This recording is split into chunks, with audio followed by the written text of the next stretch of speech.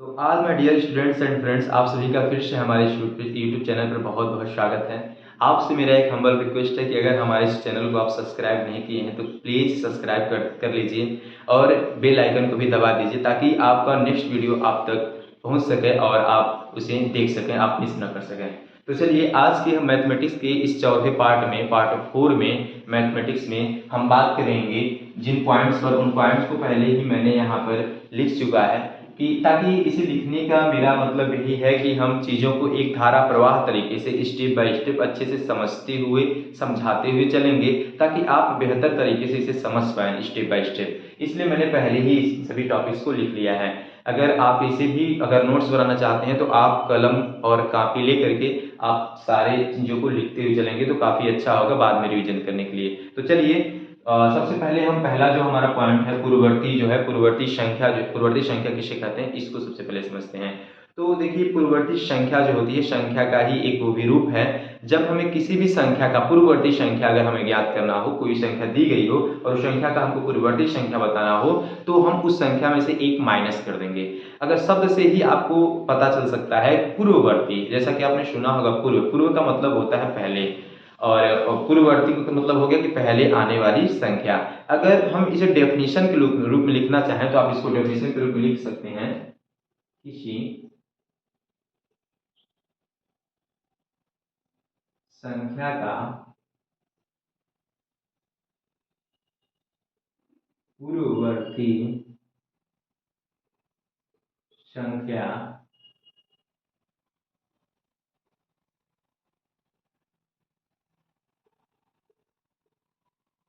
उसमें से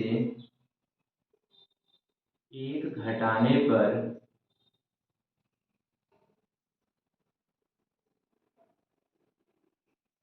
प्राप्त होता है। आप इस तरह समझ सकते हैं। मतलब अगर हम किसी भी संख्या का हमको पूर्ववर्ती संख्या निकालना है तो हम जिस संख्या का पूर्ववर्ती निकालना है उसी में से एक माइनस कर देंगे तो उसका पूर्ववर्ती संख्या प्राप्त हो जाएगी। जैसे 12 का पूर्ववर्ती, तो 12 का पूर्ववर्ती बराबर हो जाएगा 12 में से आप एक घटा दीजिए। अब एक घटाए में जो मिला हमको क्या, 11। तो ये जो है 12 का पूर्ववर्ती संख्या हो गया। ठीक है, मतलब 12 का प्रेडिसेसर, 12 का प्रेडिसेसर हो गया। ऐसे ही अगर हमको लिखना है 50 का पूर्ववर्ती, तो आप लिखेंगे 50 माइनस 1 इज इक्वल टू 49। ठीक है, उम्मीद है आपको समझ में आया होगा कि पूर्ववर्ती संख्या क्या होती है। एक छोटा सा एक पॉइंट था, ये पॉइंट इस प्रकार से खत्म हुआ। एक बार और इसको अगर रिवाइज कर दें तो पूर्ववर्ती संख्या, किसी भी संख्या की पूर्ववर्ती संख्या वह संख्या होती है जो उस दी गई संख्या में से एक घटाने पर प्राप्त हो। जैसे 12 का अगर पूर्ववर्ती निकालना है, हमको प्रेडिसेसर निकालना है तो 12 में से हम 1 माइनस कर देंगे तो 11 जो फाइंड हुआ, हमें प्राप्त हुआ, ये जो 11 है ये 12 का पूर्ववर्ती है। वैसे ही 50 का जो पूर्ववर्ती होगा, प्रेडिसेसर होगा, 49 होगा, क्योंकि 50 में से 1 घटाने पर हमको 49 प्राप्त हो रहा है। कहने का मतलब पूर्ववर्ती संख्या किसी दी गई संख्या में से एक घटाने पर उसकी पूर्ववर्ती संख्या प्राप्त हो जाती है। ठीक, अब बात करते हैं दूसरा जो है अनुवर्ती संख्या। अब हम बात करेंगे दूसरा अनुवर्ती संख्या क्या होता है।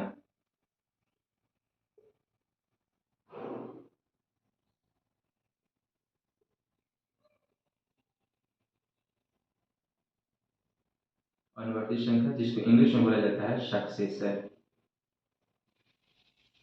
SUCCESSOR। सक्सेसर का मतलब होता है अनुवर्ती संख्या।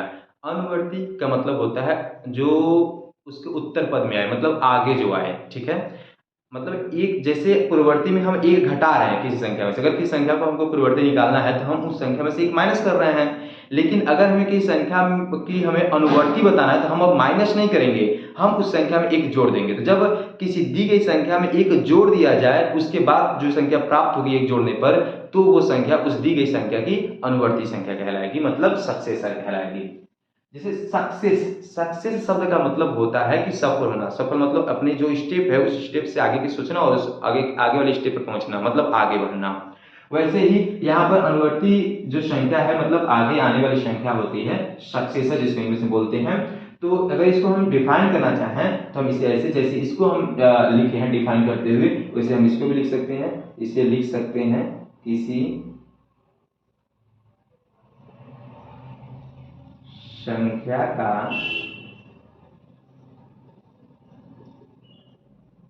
अनुवर्ती संख्या उस संख्या में एक जोड़ने पर प्राप्त होता है। मतलब अगर हमें किसी भी संख्या का हमको अगर अनुवर्ती संख्या पता करना है तो हम उस संख्या में एक जोड़ देंगे, तो जो एक जोड़ने पर जो भी प्राप्त होगी संख्या वही संख्या अनुवर्ती संख्या होगी, आगे आने वाली संख्या होगी। जैसे अगर हम एग्जाम्पल की बात कर रहे हैं, अगर हमको लिखना है 100 का सक्सेसर मतलब अनुवर्ती, तो हो जाएगा 100 प्लस 1 इज इक्वल टू हो जाएगा 101। ठीक, वैसे ही अगर आपको लिखना है 49 का अनुवर्ती, तो ये हो जाएगा 49 अनुवर्ती मतलब एक जोड़ देना है तो आपका हो जाएगा 15। ठीक है, तो उम्मीद है आपको ये भी पॉइंट समझ में आया होगा क्या चीज अनुवर्ती संख्या क्या होती है। तो फिर एक बार अगर बता दें हम, तो अनुवर्ती संख्या वह संख्या होती है जो किसी दी गई संख्या में एक जोड़ने पर प्राप्त होती है, वही होती है अनुवर्ती संख्या। किसकी? तो जिस संख्या में आप एक जोड़ेंगे। ठीक है, मतलब अगर आपको किसी भी संख्या का अनुवर्ती संख्या निकालना है तो आपको संख्या में एक जोड़ना होगा, एक जोड़ने के बाद जो भी प्राप्त होगी संख्या वह उसकी अनुवर्ती संख्या कहलाएगी। जैसे 100 का अनुवर्ती 100 प्लस 101, 49 का अनुवर्ती 49 प्लस 50। ठीक है, तो इस प्रकार से हो गया ये अनुवर्ती संख्या जिसको इंग्लिश बोलते हैं सक्सेसर। तो हमारा ये 2 पॉइंट, एक पॉइंट ये और एक पॉइंट ये दोनों पॉइंट हमारे समाप्त हुए। अब हम बात करते हैं संख्याओं के प्रकार के बारे में। संख्याएं कितनी प्रकार की होती हैं? तो संख्याएं तो वैसे बहुत तरह की होती हैं, बहुत प्रकार की होती हैं, लेकिन आपके सिलेबस के अकॉर्डिंग जो संख्याएं होती हैं जो महत्वपूर्ण है, हम तो उन संख्याओं की यहाँ पर बात करेंगे। तो संख्याएं जो होती हैं यहाँ पर 6 होती हैं आपके सिलेबस के अकॉर्डिंग। तो इन 6 संख्याओं के बारे में हम अच्छे से इसको समझाएंगे। आप चाहे तो इसको नोट कर सकते हैं।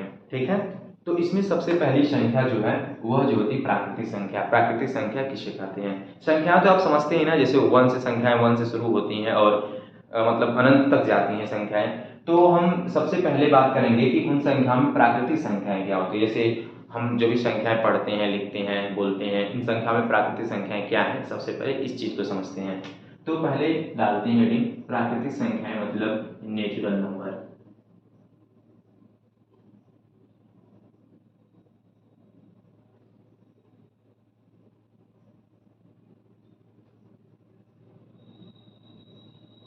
अब नेचुरल नंबर क्या होता है? प्राकृतिक संख्या क्या होता है? प्राकृतिक संख्या। तो प्राकृतिक संख्या क्या होता है इसको समझते हैं। क्यों आखिर में कुछ संख्याओं को प्राकृतिक संख्याएं कहा जाता है? इसका सबसे बड़ा रीजन क्या है? तो सबसे पहले तो आप ये देखिए कि प्राकृतिक के पीछे क्या मतलब है कहने का। आप अगर अपने आसपास, अपने इन्वायरमेंट में, पर्यावरण में, इस प्रकृति में जिन भी चीज़ों की उपस्थिति आप पाते हैं तो उनकी अगर आप काउंटिंग करना चाहें तो आप 1 से ही स्टार्ट करते हैं। ठीक, शून्य के रूप में तो कुछ भी नहीं है, जो भी है वो शुरुआत होती है किससे? 1 से। इस प्रकृति में पाई जाने वाली जो भी वस्तुएं, जो भी चीजें हैं, इसीलिए 1 से जो संख्या शुरू होती है 1 2 3 4 5 6 7 8 9 10 11 12, मतलब 1 से जो शुरू होती है संख्या वही संख्या जो होती है प्राकृतिक होती है। जिसके पीछे मेन रीजन मैंने क्या बताया, क्योंकि प्रकृति में जो भी चीजें विद्यमान है, जो भी वस्तुएं विद्यमान है, उनकी संख्या 1 से ही शुरुआत की जाती है। यही लॉजिक है प्राकृतिक संख्या के पीछे, इसीलिए 1 से शुरू होने वाली संख्याओं को प्राकृतिक संख्या कहते हैं। तो अगर डेफिनेशन इसका लिखा जाए तो लिखा जा सकता है डेफिनेशन के रूप में 1 से शुरू होने वाली संख्याओं को प्राकृतिक नेचुरल संख्या नंबर कहते हैं। जो संख्या किससे शुरू होती है? 1 से। जो 1 से शुरू होगी वो प्राकृतिक संख्या कहलाएगी। एज में आप लिख सकते हैं 1 2 3 4 5 6 7 डॉट डॉट डॉट गिनते गिनते जहाँ तक आप गिन सकें, वो एक से अगर गिनते गिनते आप जो जहाँ तक गिन सकें वो सारी संख्याएं प्राकृतिक संख्याएं कहलाती हैं। ठीक है, तो ये हो गया प्राकृतिक संख्या क्या होती है, क्यों हम प्राकृतिक संख्या बोलते हैं 1 से शुरू होने वाले, तो ये हो गया। तो हमारा इस संख्याओं में से एक टॉपिक ये वाला कंप्लीट हो गया, प्राकृतिक संख्या। अब हम बात करेंगे पूर्ण संख्या। तो पूर्ण संख्या बात करने से पहले सबसे पहले हम इसका हेडिंग यहाँ पे लिख लेते हैं, होल नंबर।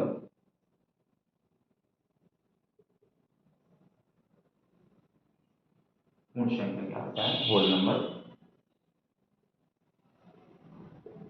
पूर्ण संख्या। अब पूर्ण संख्या हिंदी में शब्द है क्या, पूर्ण संख्या। तो पूर्ण का मतलब होता है पूरा।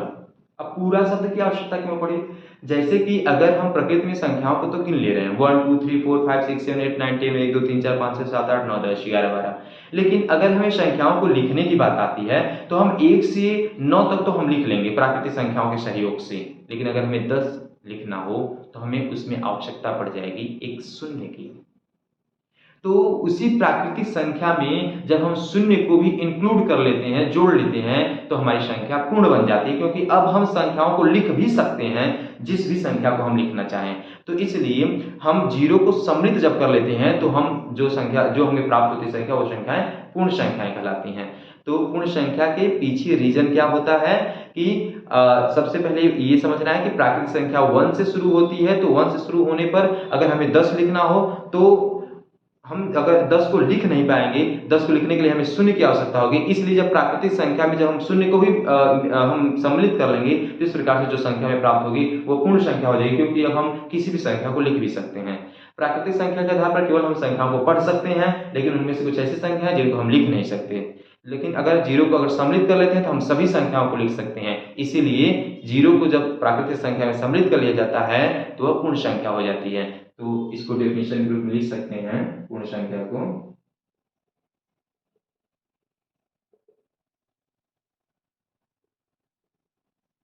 प्राकृतिक संख्याओं में शून्य को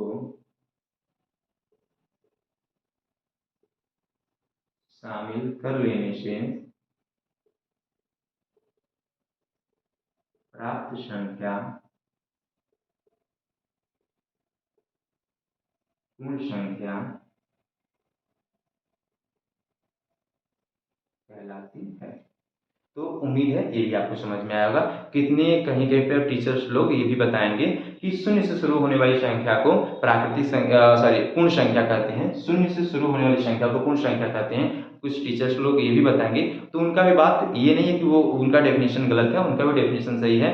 उनको भी कहने का मतलब यही होता है कि जो प्राकृतिक संख्या जो हम 1 2 3 4 5 6 7 8 मतलब 1 से जो स्टार्ट करते हैं, तो हम उस 1 से पहले हमको जीरो भी ले लेना होगा। उनके भी कहने का मतलब यही है।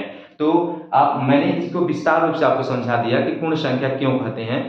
तो इसको मैं फिर से अगर बता दूं, क्योंकि प्राकृतिक संख्याओं को हम अगर लिखना हो तो लिखने में हम प्राकृतिक संख्याओं में सभी संख्याओं को लिख नहीं पाएंगे। जैसे 10 को नहीं लिख पाएंगे, 100 को नहीं लिख पाएंगे, 20 को, 30 को, 40 को, 50 को। इसलिए उनको लिखने के लिए हमें एक और अंक की आवश्यकता पड़ी जिसको जीरो बोला गया।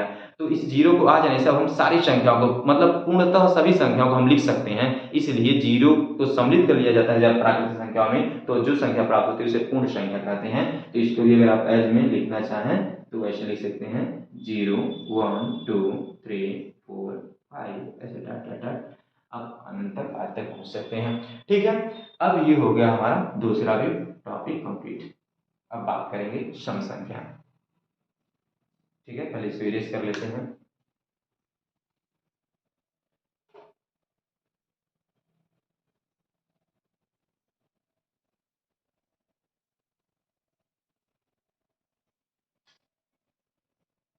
सम संख्याएं जिन्हें बोला जाता है इवन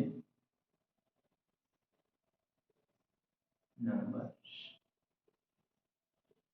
सम संख्या। अब सम संख्या का डेफिनेशन सबसे पहले लिखते हैं, किसे कहते हैं सम संख्या। तो ये डेफिनेशन पहले लिख देते हैं।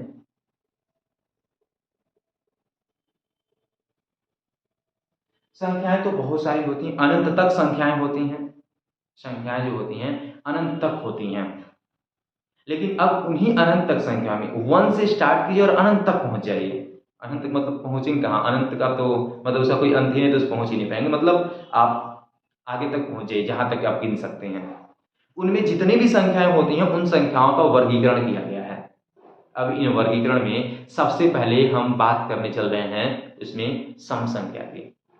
तो सम संख्या जो होती है उन सभी संख्या में सम संख्या वही होगी जो दो से पूरी पूरी तरीके से विभाजित हो जाएगी।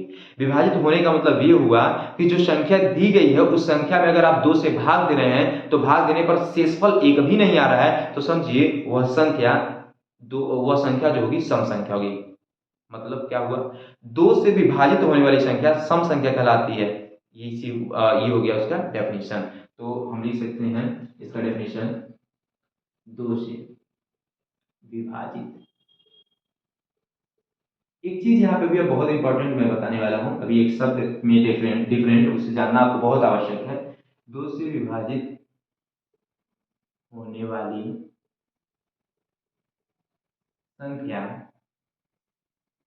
पूरा लिख देते हैं, सम संख्या अर्थात इवन नंबर कहलाती है। दो से विभाजित होने वाली मतलब जो दो से क्या हो जाएगी, संख्या कट जाएगी। तो इसके साथ साथ अगर हम एक अगर इसमें नोट भी बताते चले तो नोट में ये आप कह सकते हैं, जिस संख्या के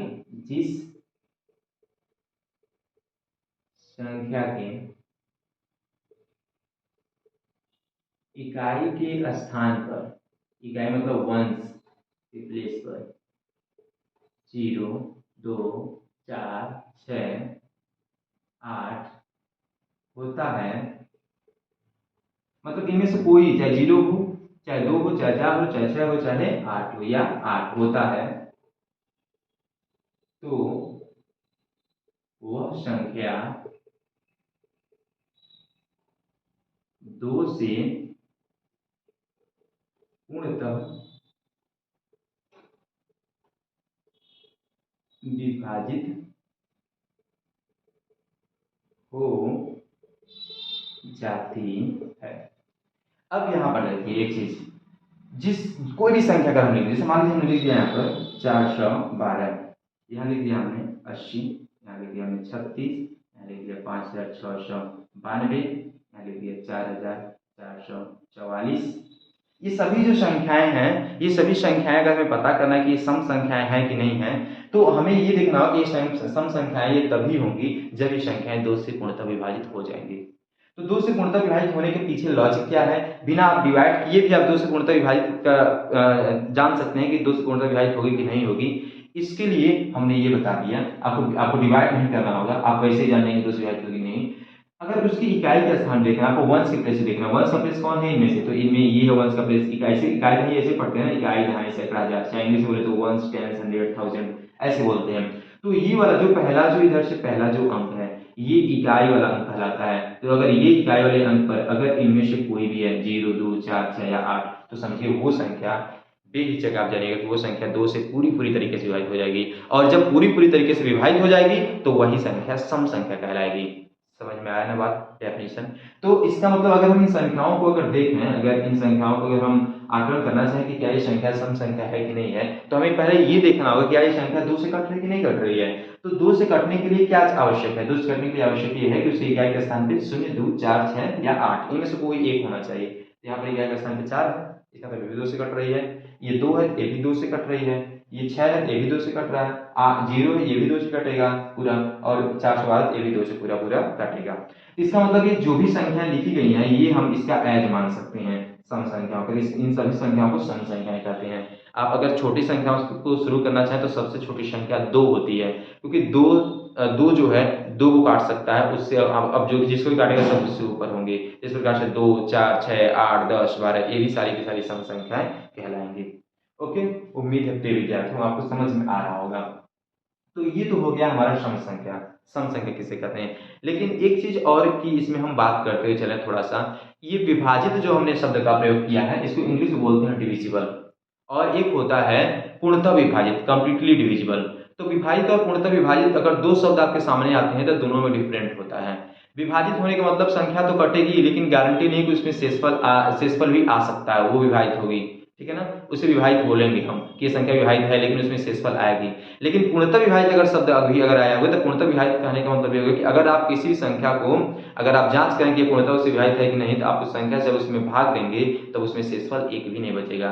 तो मतलब किसी संख्या में किसी संख्या से अगर भाग देने पर शेषफल एक भी नहीं बच रहा है, इसका मतलब जिस संख्या से हम भाग दे रहे हैं वह उस संख्या का जो संख्या जिसे हम भाग दे रहे हैं वो पूर्णतः विभाजित संख्या है। समझ में आया? तो ये विभाजित और पूर्णतः विभाजित में डिफरेंट होता है। चलिए, तो हमारा ये जो संख्याओं के प्रकार में हमारा ये सम संख्या जो है ये कंप्लीट हुआ। एक बार और इसको अगर रिवाइज में कर दूं, सम संख्या किसे कहते हैं, तो आप सीधे बोल देंगे कि जो संख्याएं दो से पूर्णतः विभाजित हो जाती हैं उसे हम सम संख्या कहते हैं।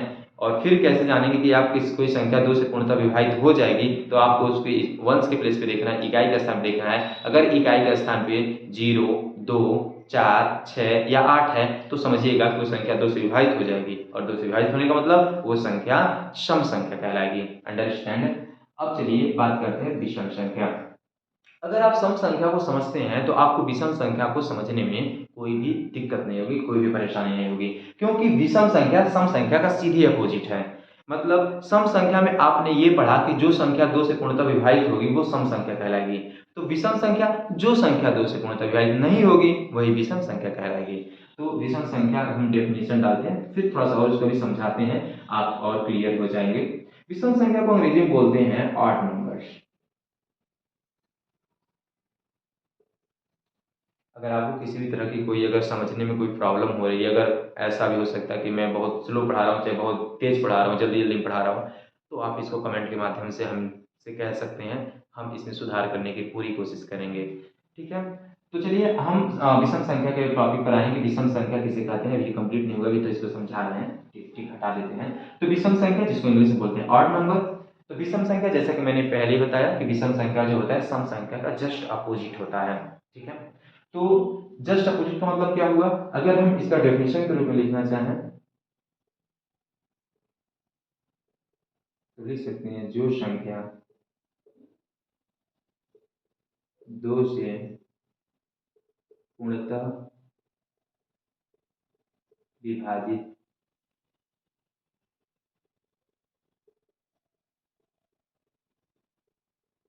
नहीं होती है, नहीं होती है, नहीं होती है, तो वह संख्या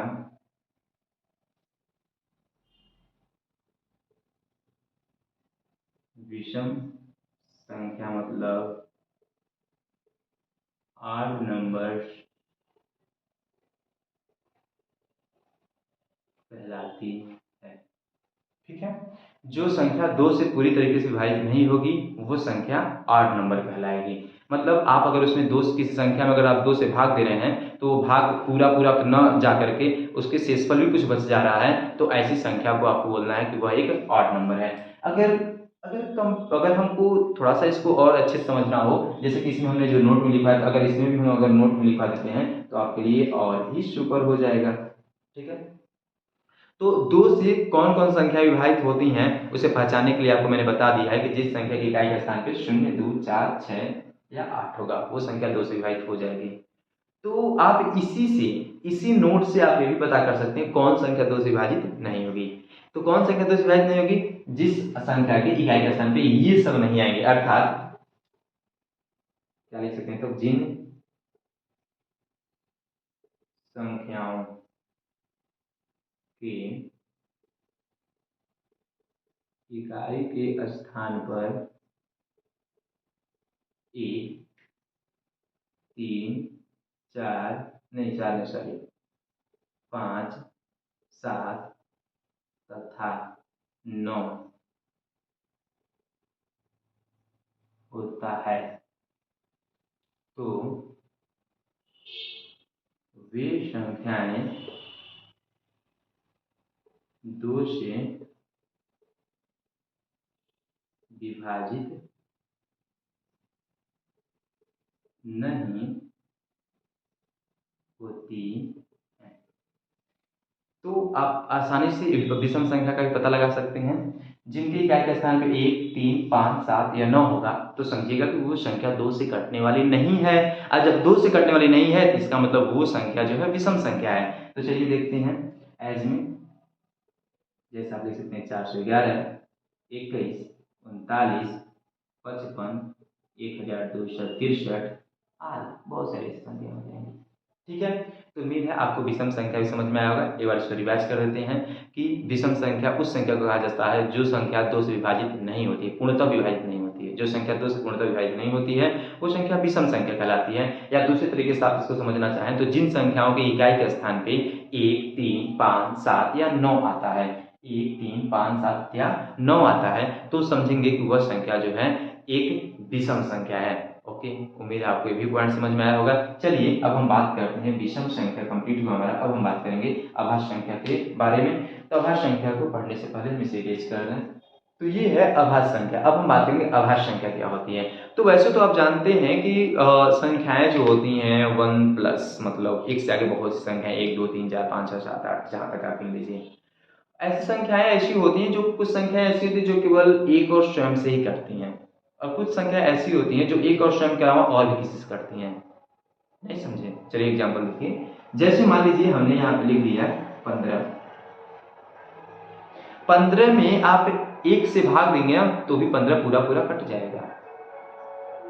ठीक है, देखिए 1 से 15 का भाग देंगे तो 1 1 1 जा 1 कट गया, 5 कितनी आ फिर 1 5 जा 5 कट गया। नहीं कुछ सिस्फल आ रहा है नहीं यार, मतलब 1 से विभाजित है और किसी विभाजित है तो 15 जो है 15 से विभाजित है। 15 भाग 15 करने 15 काट दिया। मतलब ये संख्या जो 15 है ये 1 और 15 के अलावा, 1 और 15 के अलावा और भी संख्याओं से ये क्या करेगी, 1 और 15 से विभाजित हो जाती है। लेकिन क्या 1 और 15 के अलावा और भी संख्या से विभाजित हो रही है? इसको देखने के लिए तो आप देखिए क्या 15 किसी संख्या के टेबल में आता है कि नहीं आता है। तो आप देखिए 3 से अगर भाग दीजिए तो 3 से 15 जो है कट जाएगा। कितनी बार कटेगा? 5 बार में। 3 5 से 15। वैसे ही 5 से भी 15 कट जाएगा, 5 3 15। तो 1 और स्वयं से तो कट रहा था, लेकिन 1 और स्वयं के अलावा 3 से भी कट गया और 5 से भी कट गया। ठीक, और किससे कट रहा था? 1 से भी कट रहा था, और किससे? 15 स्वयं से। तो जब कोई संख्या 1 और स्वयं के अलावा अन्य से भी कटेगी तो वो संख्या अभाज्य नहीं होगी। तो अभाज्य कौन होगी? अभाज्य संख्या वह संख्या होगी जो केवल 1 और खुद से कटेगी, मतलब स्वयं से कटेगी। जैसे सबसे पहले अगर इसको हमको डेफिनेशन लिख देते हैं तो डेफिनेशन सबसे पहले लिखते हैं अभाज्य संख्या की। तो लिखेंगे वे संख्याएं जो केवल 1 और स्वयं से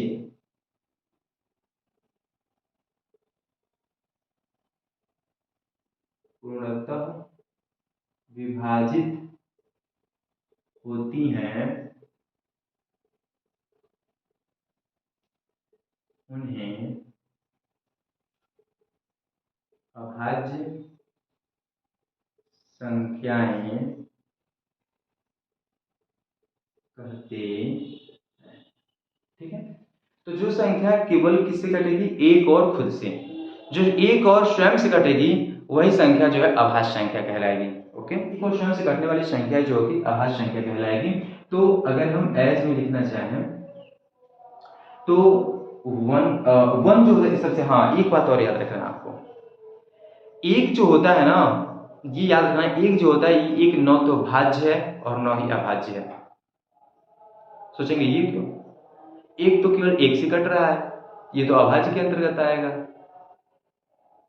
तो फिर आपको ये जानना है, अभाज्य कहने के पीछे आपको एक लॉजिक पता होना चाहिए, उसके कम से कम 2 गुणनखंड होनी चाहिए। मतलब किसी भी संख्या का अभाज्य होने के लिए उसका 2 गुणनखंड होना चाहिए अधिकतम।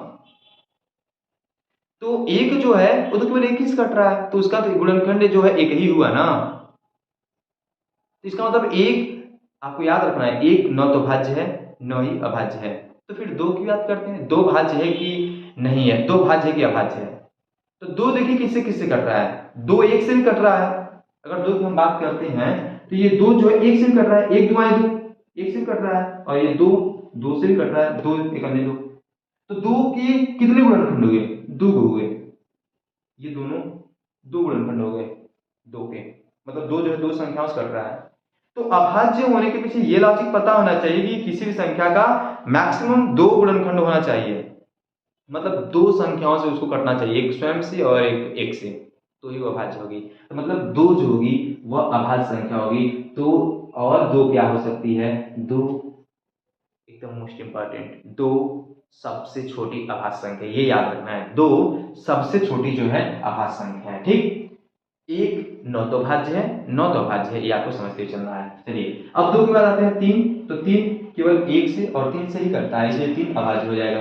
चार की अगर बात करें तो चार भाज्य होगा कि अभाज्य होगा, तो यहाँ पर नहीं लिखते हैं, पहले यहाँ जांच लेते हैं। चार, चार तो एक सौ को चार, चार दो दूनी चार, और फिर चार, चार से भी कटेगा, मतलब एक से भी कट रहा है, दो से भी कट रहा है और चार से भी कट रहा है, तो इसका मतलब चार के जो गुणनखंड हो गए ये दो से अधिक हो गए, तो इसका मतलब यह जो है अभाज्य संख्या नहीं है। तो फिर किस में आएगा? अभी आगे वाले में आएगा जो अभाज्य पढ़ेंगे। तो इसका मतलब दो जो हुआ अभाज्य संख्या होगा, तीन जो हुआ अभाज्य संख्या हो गया, ये दो जो है सबसे छोटी अभाज्य संख्या है, चार नहीं होगा अभाज्य, पांच अभाज्य होगा, छह नहीं होगा, सात अभाज्य हो गया, आठ नहीं होगा अभाज्य, नौ नहीं होगा अभाज्य, 10 नहीं होगा अभाज्य, 11 अभाज्य होगा। तो अभाज्य संख्या, उम्मीद है डियर स्टूडेंट्स आपको समझ में आ गया होगा कि जो संख्याएं केवल एक और स्वयं से कटेंगी, चाहे बोल सकते हैं कि जिन संख्याओं के गुणनखंड केवल दो ही होते हैं, वे संख्याएं अभाज्य संख्याएं कहलाती हैं, ठीक है। तो हमारा ये भी टॉपिक जो है कंप्लीट हुआ अभाज्य संख्याओं का। अब हम बात करेंगे भाज्य संख्या। तो अगर आप अभाज्य संख्या को समझ रहे हैं तो आप भाज्य संख्या को भी समझने में आपको कोई प्रॉब्लम नहीं होगी। चलिए हम इसमें एक सुधार कर देते हैं, हम यहाँ मिटा देते हैं अ को, ज्यादा लिखना नहीं पड़ेगा, ठीक। और यहाँ पर लिखते हैं वे संख्या, हाँ ये प्राइम को हमको मिटाना होगा, ठीक है। और फिर से प्राइम को हमको क्या लिखना होगा? प्राइम को लिखना होगा हमको कंपोजिट नंबर, COMPOSITE। अब भाज्य को इंग्लिश में कंपोजिट नंबर बोलते हैं। इसमें क्या मिटाना होगा हमको? तो वे संख्या जो एक और स्वयं से, जो केवल एक और स्वयं से, तो केवल हमको क्या करना होगा? मिटा देना होगा। तो यहाँ हमें लिख देना है कि जो संख्याएं एक और स्वयं के अलावा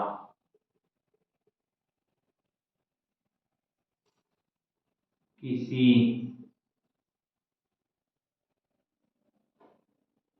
अन्य संख्या से भी, तो जो संख्या एक और स्वयं के अलावा किसी अन्य संख्या से भी पूर्णतः विभाजित हो जाती है, होती है, उन्हें भाज्य संख्याएं, कंपोजिट नंबर कहते हैं, ठीक है।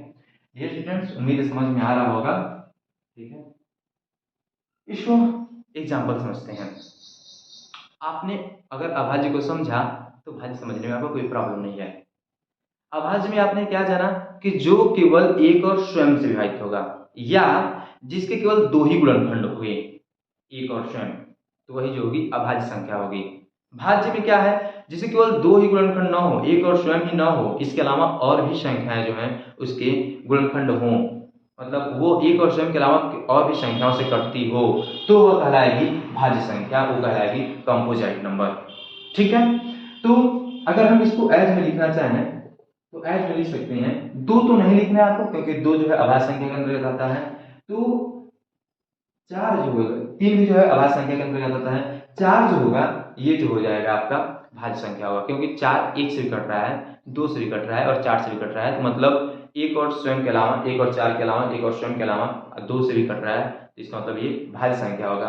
और एक पॉइंट और आप देख सकते हैं, इसके जो है दो से अधिक गुणनखंड हो रहे हैं, मतलब दो से अधिक संख्याओं से कट रहा है ये, इसलिए भी यह एक भाज्य संख्या कहलाएगा। समझ में आया? तो एक चीज और, अगर आप भाज्य संख्या का अगर डेफिनेशन एक और लिखना चाहते हैं तो आप इसको ऐसे लिख सकते हैं कि जिन संख्याओं के गुणनखंड दो से अधिक होते हैं वे संख्या जो होती हैं भाज्य संख्याएं कहलाती हैं। ओके, तो वैसे अब देखिए, अब चार के अलावा पांच, पांच होगा, ये तो अभाज्य होगा क्योंकि पांच के केवल दो ही गुणनखंड होंगे, केवल एक और पांच से कटेगा। छह, छह जो होगा वो भाज्य होगा क्योंकि छह के दो से अधिक गुणनखंड होंगे। चलिए गुणनखंडों की बार थोड़ा बात करें हम, तो छह का अगर गुणनखंड आप लिखना चाहेंगे तो छह का गुणनखंड क्या होगा? तो गुणनखंड का मतलब होगा 6 जिससे से कटेगा, 6 1 से भी कटेगा, 2 से कटेगा, 3 से कटेगा, 6 से कटेगा। तो 6 के गुणनखंड कौन करोगे, 1 2 3 4, इनकी संख्या कब होगी, काउंट अगर गिनिए तो 1 2 3 4 मतलब 4 संख्याएं में, तो मतलब 2 से अधिक है ना, 6 का गुणनखंड में 2 से अधिक संख्याएं आ रही है, तो इसका मतलब ये कौन सी होंगी, भाज्य होंगी। तो ये चीज मुझे लग रहा है कि आपको समझ में आ गया, भाज्य संख्या किसे कहते हैं, जो एक और स्वयं के अलावा अन्य से भी कटेगा। 6 हो गया, 7 अभाज्य होगा, 8 भाज्य हो जाएगा, 9 भाज्य हो जाएगा, 10 भाज्य हो जाएगा, 11 भाज्य होगा, 12 भाज्य हो जाएगा, 13 भाज्य होगा, 14 भाज्य हो जाएगा। ऐसे आप जहाँ तक लिख सकते हैं वहां तक लिख लीजिए। ठीक है, तो इस प्रकार से हो गया ये भाज्य संख्या। अब हम बात करेंगे सहअभाज्य संख्याएं। सहअभाज्य संख्याएं किसे कहते हैं, तो इसके लिए सहअभाज्य संख्याओं में जोड़ा होता है। कभी एक अकेले संख्या सहअभाज्य संख्या नहीं हो सकती है, हम 2 या 2 से अधिक संख्याओं को लेकर चलेंगे, इसको भी समझ लीजिए। तो हमारा आज का ये जो टॉपिक है ये समाप्त हो जाएगा।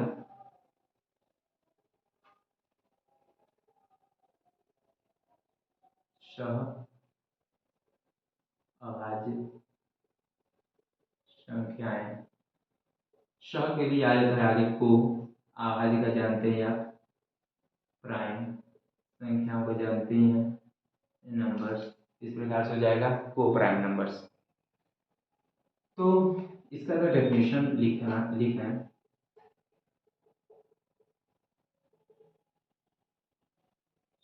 तो इसको डेफिनेशन में ये होगा, 2 या 2 से अधिक संख्याओं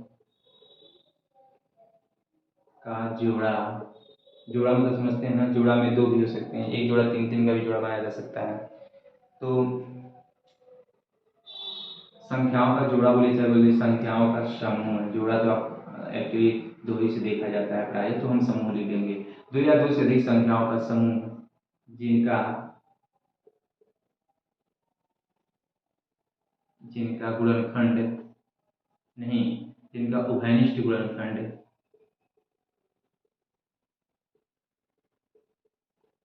गुणनखंड केवल एक होता है, उसे सहअभाज्य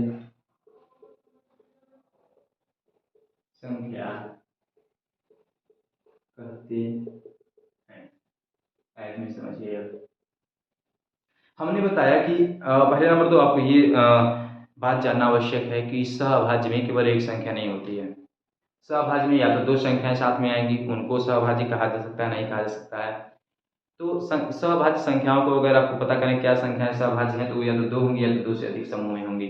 ठीक है, तो इसमें कहा क्या गया है कि उनके समूह का जो उभयनिष्ठ गुणनखंड होगा वो केवल 1 होना चाहिए, तो ही वो सहभाज्य संख्या कहलाएंगे। जैसे एग्जाम्पल से आप समझ जाएंगे। जैसे आपको लिख दिया गया है यहाँ पे 4 और 5, क्या 4 और 5 सहभाज्य हैं? चलिए चेक करते हैं।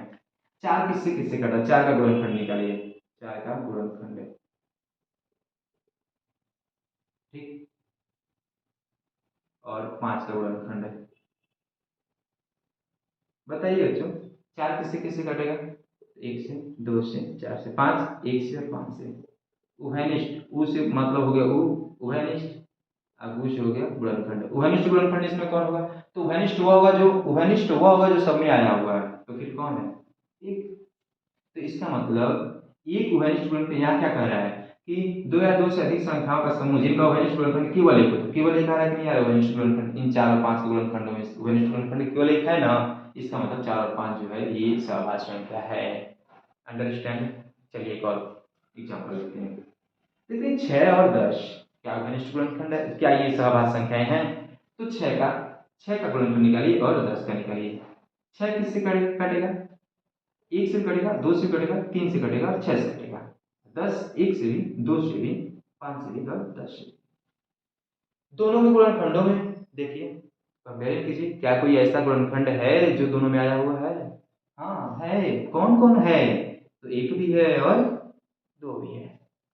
तो फिर गुणनखंडों की संख्या कितनी हुई, घनिष्ठ गुणनखंडों की संख्या, उभयनिष्ठ गुणनखंडों की संख्या 2 आ जा रहा है, 2 संख्या उभयनिष्ठ गुणनखंड के अंतर्गत आ रही है, इसका मतलब ये सहभाज्य संख्या नहीं होगा। अंडरस्टैंड। चलिए आगे बढ़ते हैं। क्या 10 और 11 होंगे? चलिए इसको चेक कर लेते हैं। 10 और 11, यहाँ 11 देख लेते हैं, 11 गुणनखंड, 11 का 1 और 11, 10 का 1 2 5 10। उभयनिष्ठ गुणनखंड को देखें, दोनों में उभयनिष्ठ गुणनखंड कितने हैं? तो केवल एक ही में है जो दोनों मारा है, इसका मतलब ये उभयनिष्ठ गुणनखंड है। डियर स्टूडेंट्स, उम्मीद है आपको अवश्य समझ में आ रहा होगा। तो प्लीज़ हमारे इस चैनल को सब्सक्राइब करते हुए चलिए, लाइक भी कर दीजिएगा वीडियो को। मिलते हैं हम अब नेक्स्ट पार्ट में, और इसमें और एक और भी अच्छे टॉपिक्स को लेकर के आएंगे, जिसमें आपको काफ़ी अच्छा समझ में आएगा। और आप प्लीज़ एक काम और करते चलिए, और वो बच्चों के साथ और लोगों के साथ भी शेयर करते चलिए। हमें आपका प्यार और सपोर्ट की आवश्यकता है, तो प्लीज़ आप सभी लोग चैनल को सब्सक्राइब कर लीजिएगा, लाइक कर लीजिएगा और उनके साथ शेयर कर लीजिएगा। तो मिलते हैं नेक्स्ट वीडियो में नेक्स्ट पार्ट के साथ। तो अब चलते हैं, आज के लिए बस इतना ही। जय हिंद, वंदे मातरम।